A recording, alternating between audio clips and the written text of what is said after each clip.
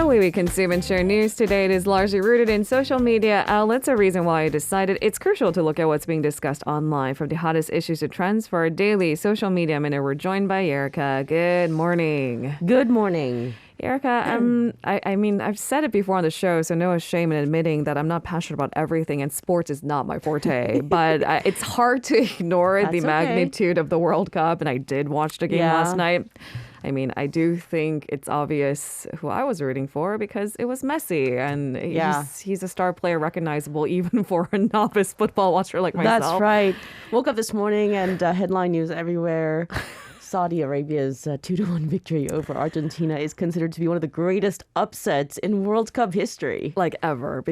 And as I was watching, I was in disbelief. And I've got to say that VR method of seeing what's offside and what's not, it did not pan out an advantage for Argentina. No. It was tough. Yep. All right, guys. So that's the latest headline from the World Cup. And now, because the games are going on for weeks ahead, actually, and for South Korea is getting ready for our first game too. That's right. As to where we can celebrate, where we can cheer on Team Korea has been sort of up for discussion since the Itaewon tragedy. And now it seems Seoul City has approved this mass cheering site. This almost didn't happen. Right. Yep, until the last minute. Well, they decided, they had the meeting at 5 p.m. yesterday afternoon. And then they finally approved. So that means thousands of fans are expected to gather in central Seoul, Gwanghwamun Square, to be more specific, this week and next week for the matches that South Korea will participate in.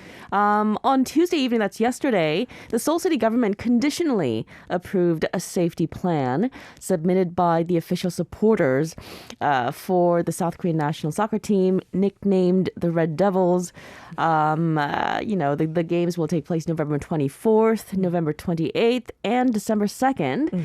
And the city government said that it will focus on safety measures and operate a comprehensive situation room. Okay, so of course, naturally, we want to ask what kind of safety measures will be in place. There is a hard to ignore growing demand for better precautionary measures. That's right. There's going to be a lot of safety personnel deployed.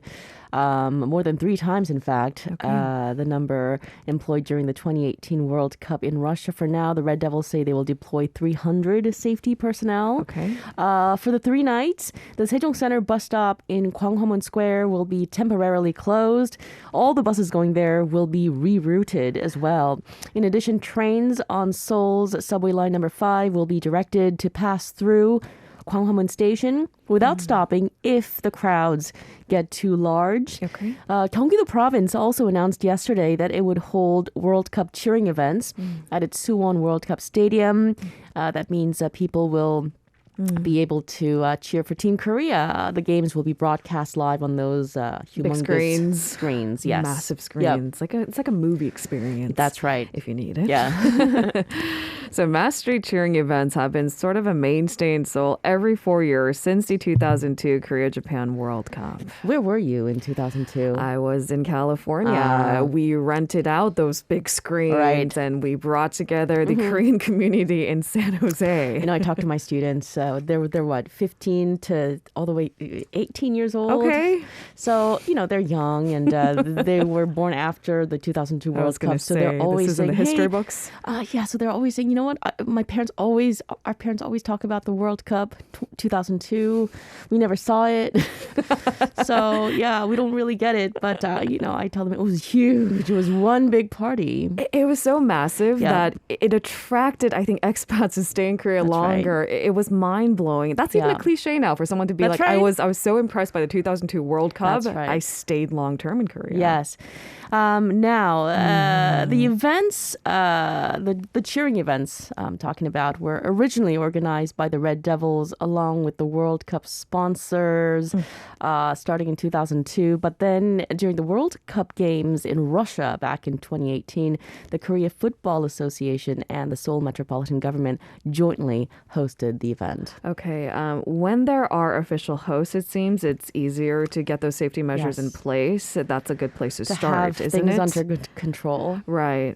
Especially if it attracts such large crowds. And it usually does. Now, the road to winning approval from the city has been challenging to say the least, given recent events. Earlier this month on November 4th, the Korea Football Association canceled plans for cheering events out of respect for the victims of the Itaewon tragedy. That's right. But then the Red Devils applied for permission to hold the events in Gwanghwamun from November 23rd until December 3rd.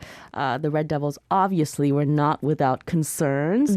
That is why it submitted a detailed safety plan to the district office of Jungno-gu on November 18th, just one day after it applied for permission. Okay. The Jungno district initially turned down the safety management plan on Monday. That's right, that's Monday, just 2 days ago. The Red Devils submitted a revised version containing an increased number of safety personnel yesterday morning, which was granted approval conditionally So this on is the same day. like a last-minute turnaround. That's right. It really almost didn't happen. That's right. Okay. So the decision was made early yesterday evening. Okay. So just for reference, under the Framework Act on the Management of Disasters and Safety in Korea, a festival event that attracts more than 1,000 participants within a district must be reviewed by the district office head. Naturally, this would attract more than 1,000 people. Yes. How many people are actually expected to gather? Good question. The Korea Football Association expects up to 10,000 people to gather in Gwanghwamun Square, but that number, of course, could easily go up if South Korea ends up defeating Uruguay in their first match. I don't know. After watching yesterday's game, everything and anything is possible. You know, when it comes to soccer, well, any sports game, actually, Yes. you never know. It's not over until it's over. You're right. I mean, if you think about the last time this happened, Right. France wasn't off to a good start. That's and then right. they went on winning it all. Not to suggest that South Korea can win it all, but maybe we have a fighting chance with Uruguay. All right, on to our second story of the day. Now, I've got to say, Erica, translating this story must have been something else. Yeah. So the National Museum of Korea opens the Jade Hues of Goryeo. Yes. That's lovely. Which is the name of a newly remodeled Celadon gallery at the National Museum of Korea, which is set to open later today. Okay. The gallery highlights the prized Celadon ware of the Goryeo dynasty, which dates back to more than 1,000 years. The gallery includes a space for immersive appreciation of some of the finest examples of Goryeo Celadon. There'll be music, contemporary music, and video art as well, which will accompany the exhibit. I know it's cliche also to say, I can't believe these pieces survived the test of time. It really is. But really. You're talking about these beautiful pieces all in one space. Yep. It's clearly an exciting exhibition to talk of. Goryeo Cheongja, or Celadon, is one of the most iconic examples of Korean artistry. It's talked about quite frequently in exhibits outside of Korea. That's right. You see it in the Korea section quite often too. So how many pieces of Celadon are actually at this gallery? Some 250 pieces will be on display, including 12 national treasures and 12 treasures. And among the crowning pieces is an exquisite incense burner with a ball-shaped cover featuring openwork decoration with 7 treasures. You might be familiar with photos of this particular piece of artwork. It's in art textbooks. I remember growing up seeing them in all books, art books. It's that iconic. Yes, this piece is one of the national treasures on display. Now, the remodeling of the Celadon Gallery is part of the National Museum's project to upgrade its ceramics galleries. The Buncheongware and the White Porcelain Gallery, Baekja Gallery, opened in February of last year. And this sort of completes That's the right. 3 different sections. Let's talk a little bit more about the history of porcelainware in Korea, just in case not every one of our listeners were subject to the same art textbook. Yeah, so Korean potters started producing these high-quality porcelain around the 10th century. Porcelain brought innovation to people's everyday life and culture. And during the ensuing a century and a half, the potters significantly improved their technology to produce elegant Celadon ware covered with these the iconic, subtle jade-colored glazes. So elegant, isn't it? And I feel like the picture never does it justice. To see it in person with the perfect lighting, because that's also intentional. That's right. Is it not? That's it's something else. Yes. So the remodeled gallery highlights the unique artisanship of the Goryeo potters, along with the significance of their contribution to the development of ceramics. Erica, the National Museum of Korea is deceivingly large. Where do I go if I want to spot the Jade Hues of Goryeo? That's right. The remodeled Celadon Gallery is located on the third floor of the National Museum of Korea. The gallery is open all year round, free admission, which is good. So if you have some free time, why not go over there and check it out? Free admission, that's something else, I gotta say. Our tax money used for good. On to our final story of the day. Do you know what happened at the Emmys recently? Big win for a Korean drama by the title of The King's Affection. That's right. The King's Affection has won the first ever, South Korea won its first ever International Emmy Award with the period piece The King's Affection. The Korean title is Yeonmo, and it stars actors Park Eun-bin and Roon.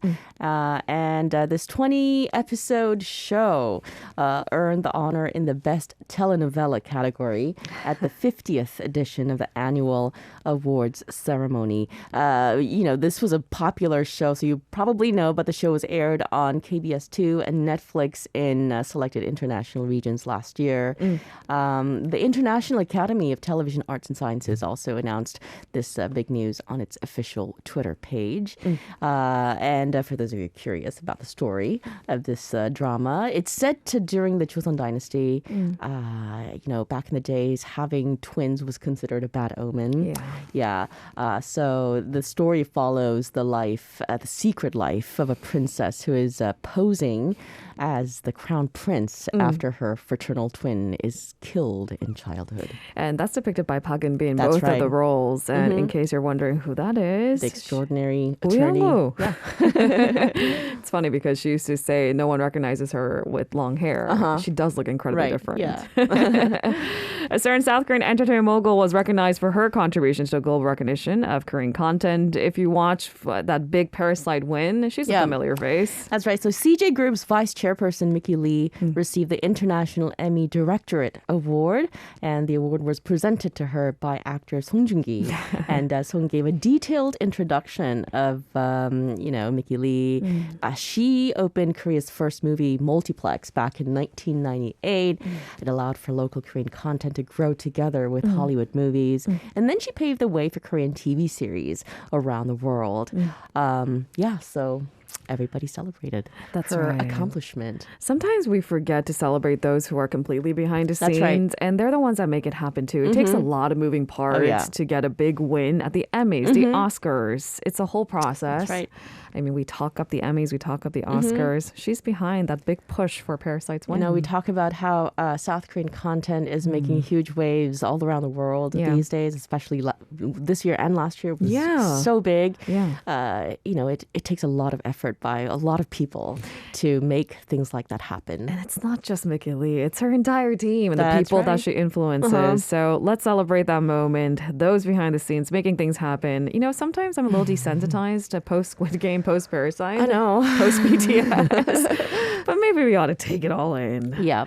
So for those of you curious, at this year's ceremony, a total of 23 countries and 60 nominees were represented in 15 different categories. And clearly the Emmys want to expand how many countries are involved too, right? Thank you so much, Erica. Pleasure. See you tomorrow. If you're listening to our program using the podcast service, just a reminder that we do go live Monday through Friday, 7 a.m. Korea Standard Time. So tune in and help us make the show more informative by giving us your input. See you bright and early on Good Morning Seoul.